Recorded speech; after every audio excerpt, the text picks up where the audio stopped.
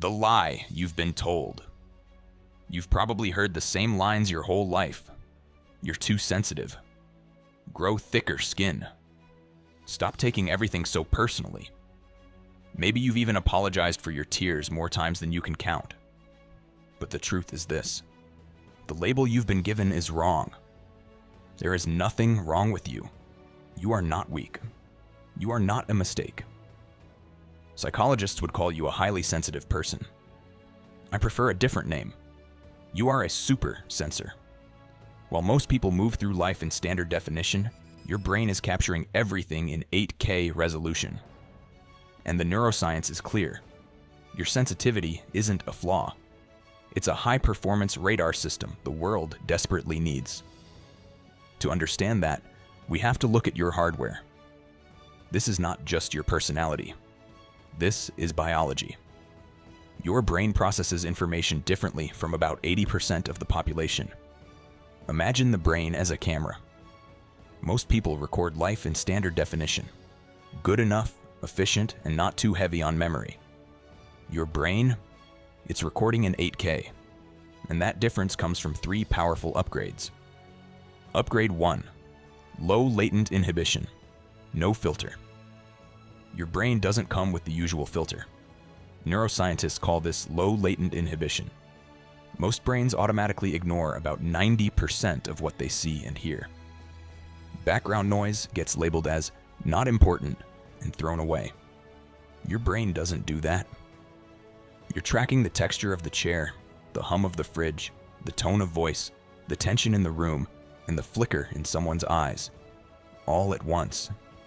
Yes, this is why you get overwhelmed, but it's also why you see beauty, patterns, danger signals, and solutions other people walk right past. Upgrade 2. Hyperactive mirror neurons, emotional sponge. Your mirror neurons, the cells that let us empathize, are turned up to maximum. Other people can tell when someone is sad. You feel that sadness as if it's happening inside your own body. You're not imagining it. Your brain is literally simulating other people's emotional states. You are an emotional sponge in a world full of spills. Upgrade 3. Depth of processing. Why you overthink. The third upgrade is the one most misunderstood. Depth of processing. Psychologists call it the pause-to-check strategy. In conversations or decisions, you may feel slower than others. You might hate that you hesitate, replay things, and overthink. Here's the reality. You are not slow. You are thorough. While others react to whatever is right in front of them, your brain is doing deep work. It's linking this moment to past experiences, predicting possible futures, analyzing the meaning behind words and body language. You're not pausing because you're confused. You're pausing because your brain is running a complex simulation to get the best possible outcome. That's not a bug. That's high-level computation. Why evolution? Kept. If sensitivity were just weakness, evolution would have wiped it out long ago. It didn't. It preserved it. Why? Because the tribe needed people like you. In ancient times, the bold, non-sensitive warriors were vital. They hunted. They fought. They took risks.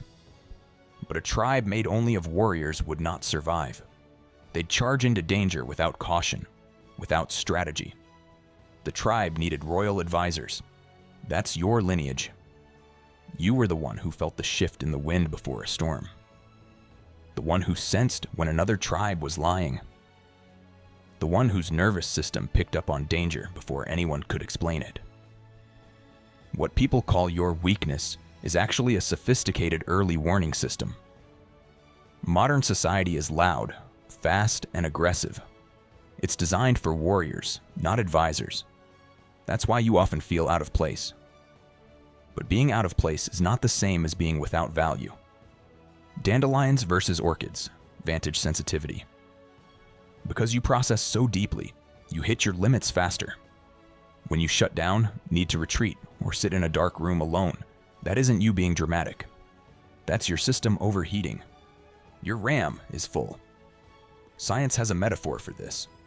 Most people are dandelions. They can grow anywhere. Cracks in the sidewalk, random patches of dirt, and beautiful gardens.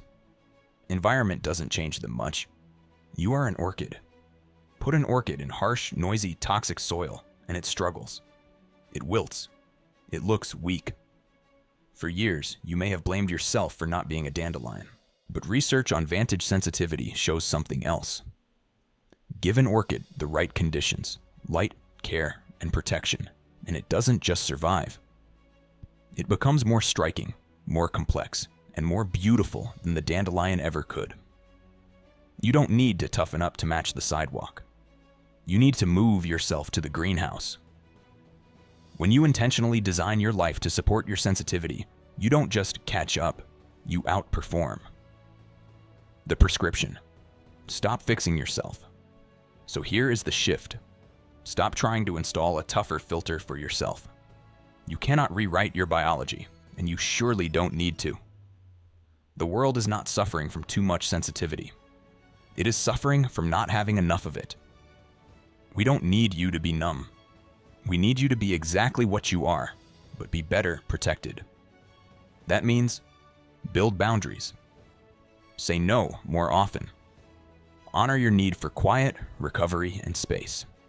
Next time someone says, "You're too sensitive," pause, breathe, smile to yourself. Remember, you are not defective. You are seeing the world in 8K resolution. In a world that is becoming more disconnected, your ability to feel deeply is not a burden.